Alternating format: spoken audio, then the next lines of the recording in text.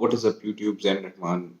In this video, I'll be talking about 5 things that contribute to your pump. Okay, and this should give you an idea about how you can improve your pumps, how you can get your pumps if you're not getting good pumps with your workout, and that's what it's about. Before I begin, not a nutritionist, dietitian, fitness trainer, whatever. Okay, I only tell you what I know. So believe whatever you want, but you don't have to believe anything. Okay, so first of all, what is the pump? All right, so when you're weight training or resistance training, the pump is a rush or flow of blood into your muscles, which gets your muscles to swell up. And this is what you need if you want optimal conditions for muscle hypertrophy, muscle growth. So, if you have a goal to build up your muscles, to have more muscle mass, then you can't really do it without getting good pumps. Okay, so we'll talk about 5 things that contribute to your pumps. Okay, and yeah, so the first thing I want to talk about is sodium. Okay, so sodium intake very critical for your pumps. Okay, the primary source of sodium in our diets would be salt, of course. Okay, and you also have sodium in processed foods and things like sauces and such stuff. So, how much sodium you should be having? Well, you don't really need to complicate it so much, okay? But just salt all of your meals, okay? And that should be enough sodium for you. And half a gram to 1 gram of sodium pre-workout and post-workout is Stan Efferding's tip. Okay, I think it would help you a lot. So, thank me later. And Himalayan pink salt is the best salt in the world, so that's what you want to be using ideally, but you're fine using regular white table salt as well. So sodium is the first component that is very important for your pumps. Okay, next up we'll talk about carbohydrates. Okay, so carbohydrates are the most readily available source of energy in our diets, the most easily digestible energy source. Okay, they digest easier and faster than fats. Okay, and carbohydrates also affect your insulin levels. Okay, so when you have carbohydrates, your insulin levels rise, and when you work out or train, the insulin receptors in your muscles, they activate and they start to pull nutrients into your muscles. Okay, so this is something else that contributes to your pumps.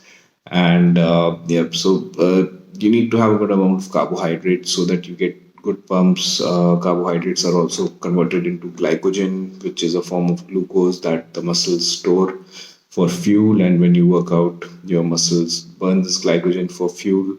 Okay, and this glycogen is also what gets your muscles to have that full and round look.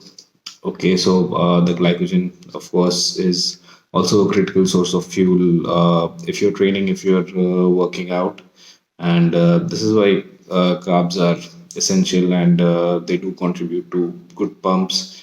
And if you're doing a keto diet and that works for you, that would be great, but your pumps really wouldn't be the same without carbohydrates in your diet. Then, if you're trying to cut out on carbohydrates for whatever reason, then you do want to have some carbohydrates in your pre-workout and post-workout meal, okay, for the fuel and then to replenish your glycogen stores.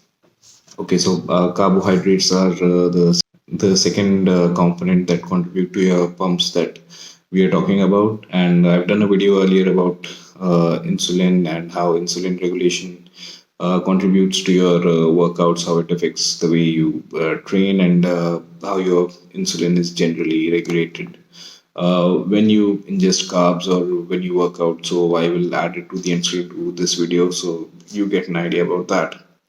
Okay, so moving forward, the third component we'll talk about is water.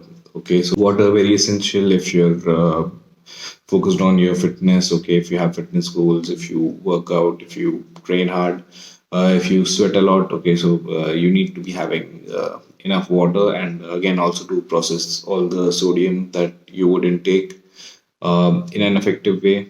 Okay, so water is very important, and having more water, you'd be more hydrated. Okay, you won't be cramping. That's not what you want.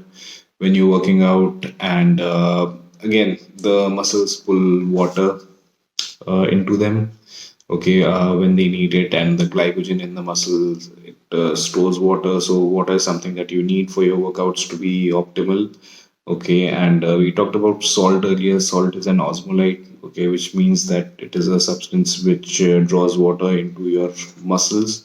Okay, so it is essential in that sense as well. And there are other substances which are osmolytes that you can ingest, like creatine, like taurine. But I'm not encouraging you to use supplements. But I'm just saying, so you want to have osmolytes so that your muscles pull water into them. And again, this would give you better pumps because your muscles would be more volumized, you'd be better hydrated. And I don't think a lot of people pay attention to the amount of water they consume.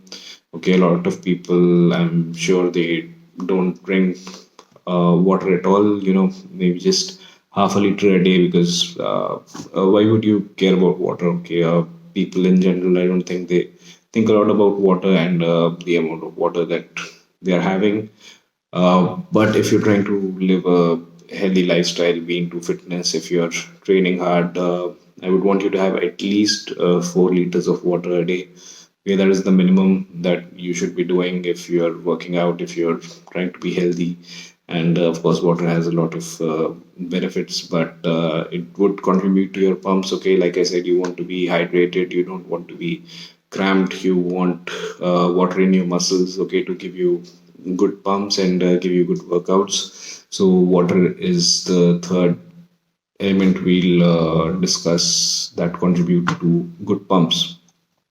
Okay, number four is training hard. Okay, so if you're just going into your workout or into your gym and just going through the motions, waiting for it to end, that's not really giving you muscle growth and the kind of results that you're looking for. Okay, you need to train hard, you need to train to failure, and I know there are a lot of topics about RIR, RPEs. These things basically they tell you not to train to failure, and I think people are always looking for ways that could make things easier. Okay, people are looking for shortcuts, and then these YouTubers or whoever is sharing this information, they talk about all the stuff because that is what you're looking for, and then you go on and click on their stuff, and that gives them more views, more follows, more likes. So, and just in general, it's what people want to hear. It's not what people need to hear, and they're looking for these easy ways. But there's really no easy way. Okay, you should be training hard. You should be training to failure. Forget about the RPEs and reps in reserve. Okay, train most of your sets to failure. Okay, that's what you want to do if you want real muscle growth, real progress. Okay, like I said, most of your sets to failure. The last set of every exercise, I think it should always be your heaviest, and you should always try and take it to failure. Failure is when you can't do another rep. Okay, so that's what failure is. So train with a purpose. Don't just go through the motions. Don't look for shortcuts, and train hard. And if you're not training hard, then you're not getting the results that you want. That's just the way that it is. If you want muscle growth, you need to be training to failure. Okay, that is that. And the last point I want to talk about is your diet. Okay, so apart from the carbs, sodium, and water, okay, your overall diet, it needs to be good. Okay, you need to try and make it as perfect as you can. Okay, you need to make sure you're having enough fats so your metabolism is regulated in the right way, and enough protein so you're recovering well, and you're in a position to train hard whenever you need to train, and enough micronutrients to overall benefit your well-being and make you feel good and keep you healthier. Okay, so all these things, all these variables, they need to be where you need them. Okay, if you're looking for good pumps so that you get in good workouts, and then when you get in good workouts is when you're really getting in good pumps. So your diet, it needs to be in the right place. Okay, so have a well balanced diet and make sure you're getting enough of the macronutrients and micronutrients that you need to ingest to progress well with your goals. And if all of these factors are in the right place, okay, your pumps really shouldn't suffer. Okay, so train with the right attitude and try and train to failure. And of course, training is one of the points that I talked about. So if all these things, all these components are where they need to be, I don't think your pumps really need to suffer. And then you don't really need to invest in something like pump products. Okay, and I think the pumps from the pump products, it's not really real. Okay, I think it's kind of artificial. Okay, it's chemically artificially stimulated. Okay, the dilation of your blood vessels, thinning of your blood. So if you're focused on things like your sodium intake, having enough carbohydrates, water, and all these things, and then you're training as hard as you need to, then I don't think there's any reason why you wouldn't be getting good pumps. And this is why you don't really need to take pump supplements. Okay, this is not something that I believe in, because I think the good pumps should come in from all these other factors, all these other contributors that we talked about. So I'm just saying, I think the pump from pump supplements, it's not really what you want. And then again, in my opinion, I don't think it would give you the progress you're looking for. And then again, you're relying a lot on supplements and not getting in what you need from your diet, okay, which is the first thing that you should be focused on getting right. Okay, so that is what I had to say about the factors, the elements that contribute to good pumps. And like I said, if you have a goal to build muscle hypertrophy, then you won't really do it in the most optimal way without getting good pumps. So you need to get that pump. Okay, there's so much talk about it, but the pump is real. The pump is the cure, and you should be chasing good pumps and try and get all these variables where you need to be, so that your pumps are good, so that you're training hard, and so that you're getting the gains, the progress that you're looking for. Okay.